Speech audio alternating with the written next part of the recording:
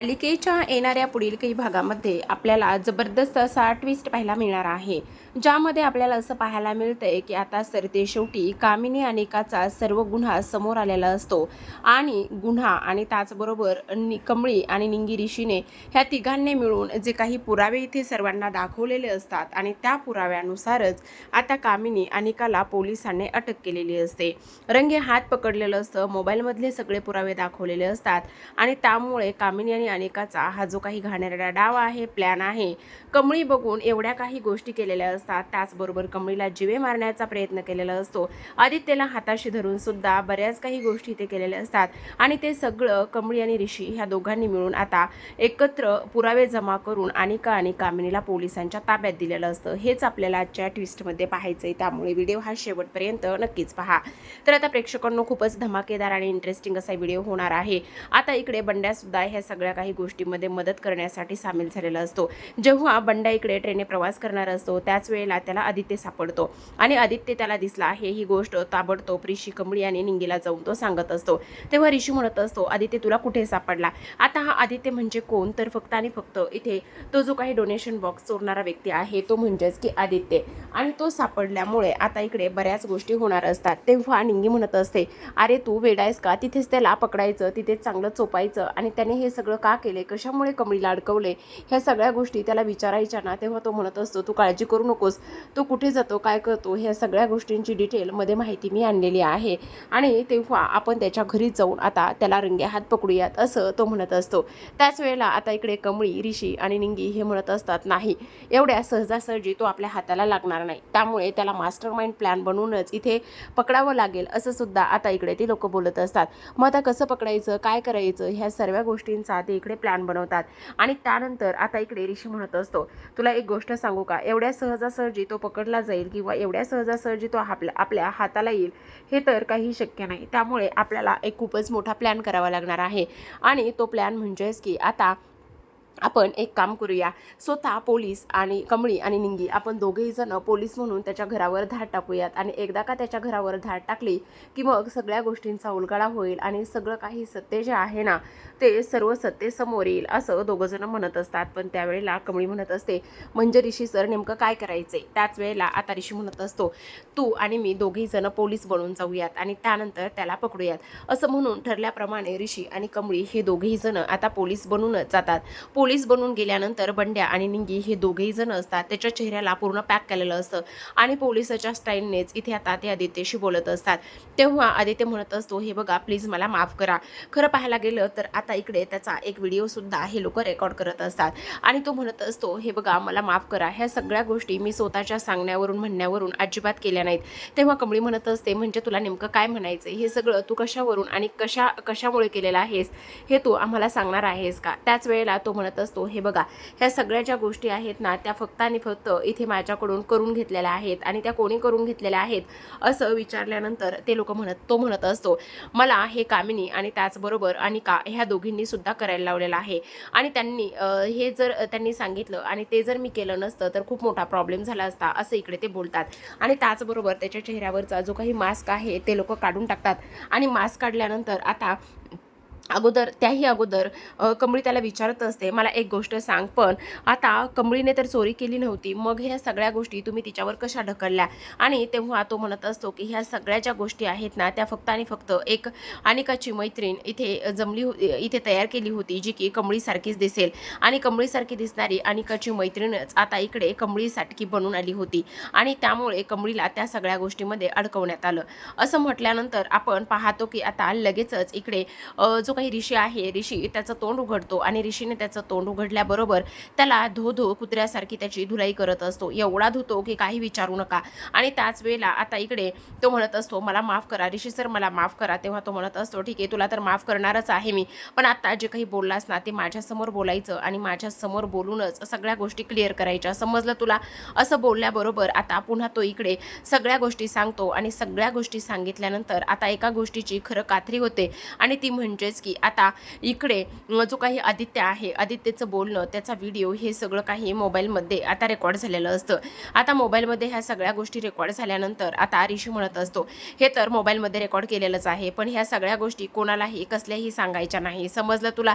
जर ह्या सगळ्या गोष्टी कोणाला सांगायला गेलात, जर कोणाला काही समजलं तर गाठ माझ्याशी आहे. हे सुद्धा आता इकडे ऋषी बोलत असतो. त्याचबरोबर आपण पाहतो की इकडे आता दुसऱ्या बाजूला अनिका आणि त्याचबरोबर कामिनी ह्या दोघींनीही एक खूप मोठा प्लॅन बनवलेला असतो. आता ती म्हणत असते, एक पद्धतीने असा प्लॅन बनवायचा आहे की काही जरी झालं ना तरी सुद्धा इथे कमळीवर अटॅक करायचा. खरं तर जेव्हा इथे कमळीवर अटॅक होईल तेव्हा कोणीतरी वाचवायला येईल आणि कोणीतरी वाचवायला आल्यानंतर एक गोष्ट मात्र नक्की आहे आणि ती गोष्ट मात्र एक लक्षात ठेवायची, कमळी मला मारण्याचा पूर्ण प्रयत्न करेल आणि त्याच वेळेला तू तिथे यायचं. आणि तेव्हा आता तू तिथे आल्यानंतर एक गोष्ट तुझ्या लक्षात येईल की तुला असं वाटायला लागेल की हे बघा आता मी काहीच नाही केलेलं, आणि त्याच वेळेला तू कमळीला मारायचं आणि तेव्हा कमळीला मारायचं हा प्लॅन त्यांचा ठरलेला असतो. आता हा त्यांचा प्लॅन ठरल्यानंतर हे सगळं काही त्यांचं जे बोलणं आहे ना ते बोलणं इथे निंगीने ऐकलेलं असतं आणि तेव्हा निंगी ऋषी आणि त्याचबरोबर कमळी ह्या दोघांकडेही धावत जाते आणि दोघांकडेही धावत गेल्यानंतर त्यांना हा जो काही प्लॅन आहे तो सर्व काही प्लॅन जो आहे ना तो प्लॅन इकडे आता ती सांगत असतात. आता हा प्लॅन सांगितल्यानंतर आपण पाहतो की लगेचच इकडे दुसऱ्या बाजूला ऋषी म्हणत असतो, तुम्ही दोघी जणी अजिबात काळजी करू नका.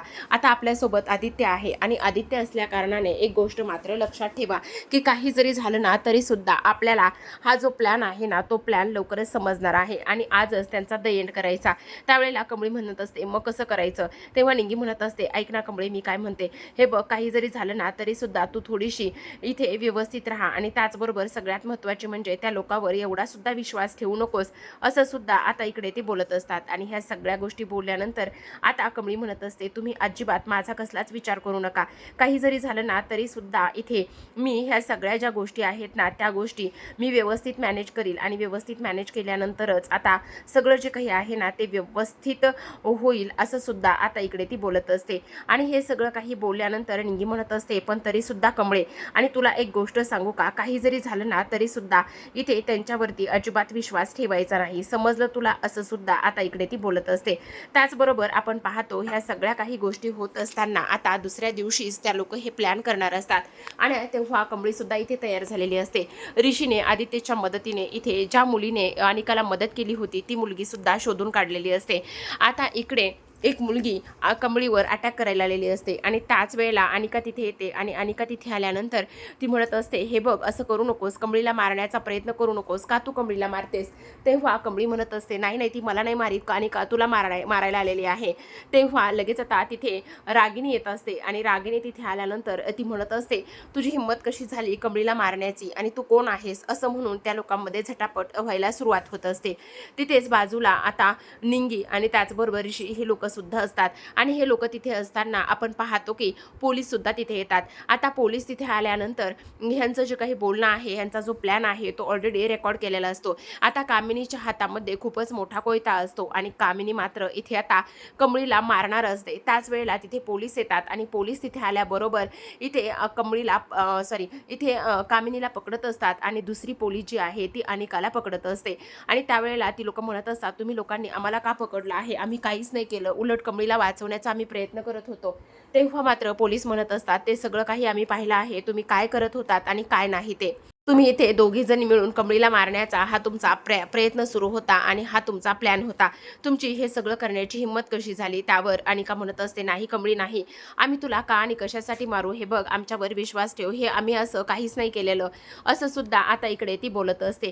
त्याच वेळेला ऋषी म्हणत असतो, मला तुमच्यासारख्या लोकांना बोलण्याची सुद्धा अक्षरशः लाज वाटत आहे की तुम्ही ही लोक असं काहीतरी करू शकता.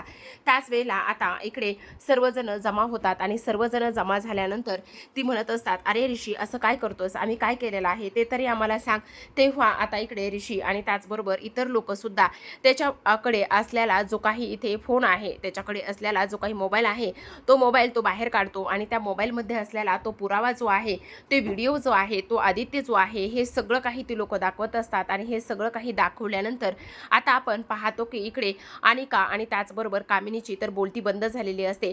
जी मुलगी त्यांनी इथे बनवून आणलेली असते ती मुलगी मुलगी सुद्धा अक्षरशः ह्यांच्या विरोधात जाऊन साक्ष देत असते आणि ह्यांच्या विरोधात जाऊन साक्ष दिल्यानंतर आपण पाहतो की आता लगेचच इकडे निंगी म्हणत असते, आता तर ह्यांची लायकी निघालीच पाहिजे, ह्या लोकांनी अशा पद्धतीने हे सगळं काही केले ना तर ह्यांना सोडायचंच नाही, असं सुद्धा आता इकडे ती बोलत असते. त्याच वेळेला आदित्य येतो आणि आदित्य सुद्धा म्हणत असतो, हे सगळं मला अनिका आणि कामिनी मॅडमने करायला सांगितलं होतं. या सगळ्या गोष्टीमध्ये कमळीची मात्र काहीच चूक नाही, असं सुद्धा आता इकडे तो स्पष्टपणे सांगत असतो. त्याचबरोबर प्रेक्षकांनो आता लगेचच कमळी म्हणत असते, ह्या दोघींना सुद्धा घेऊन जा आणि ह्या दोघींना घेऊन गेल्यानंतर यांना अशी शिक्षा द्या की ह्यांची ही शिक्षा कधीच माफ झाली नाही पाहिजे, कधीच कमी नाही झाली पाहिजे, असं सुद्धा आता इकडे तो बोलत असतो. तर आता हे सगळं काही बोलल्यानंतर प्रेक्षकांनो आपण इकडे आता कमळीवरचे असणारे सर्व आरोप इथे मिटलेले असतात आणि शेवटी कामिनी आणि त्याचबरोबर अनिका ह्या दोघींच्याही ह्या असल्या काळ्या कारनाम्यांचा पर्दाफाश झालेला असतो. तर पाहत रहा कमळी. भेटूयात अशाच एका नवीन एपिसोड सोबत. तोपर्यंत धन्यवाद.